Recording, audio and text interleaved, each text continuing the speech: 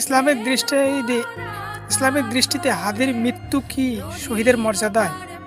নির্দিষ্টভাবে বলা যায় না যে হাদির মৃত্যু নিশ্চিতভাবে শহীদের মর্যাদা হয়েছে, তবে শহীদ হওয়ার সম্ভাবনা আছে যদি কিছু শর্ত পূরণ হয়ে থাকে। কিন্তু আমাদের মনে রাখতে হবে চূড়ান্ত সিদ্ধান্ত একমাত্র আল্লাহরই। এখন দেখা যাক ইসলামের দৃষ্টিতে শহীদ কাকে বলা হয় থাকে।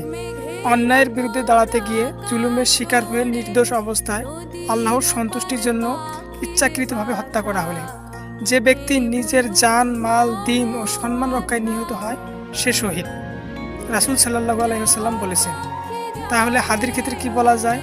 যদি সত্য ও ন্যায়ের পক্ষে কথা বলে থাকেন, কোনো অপরাধ না করে থাকেন, জুলুমের শিকার হয়ে থাকেন, নিরাপদ অবস্থায় নিহত হয়ে থাকেন, তাহলে আল্লাহর কাছে তিনি শহীদের মর্যাদা পেতে পারেন।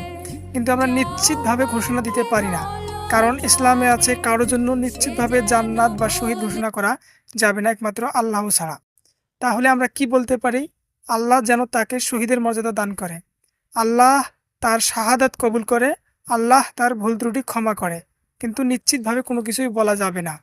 আমরা জানি না আল্লাহর দরবারে হাদির কি যা মর্যাদা, কিন্তু এতটুকু জানি আল্লাহ জুলুমের শিকার কাউকে অবহেলা করেন না। ইনশাল্লাহ আল্লাহ তাকে সর্বোচ্চ মর্যাদা দান করুন।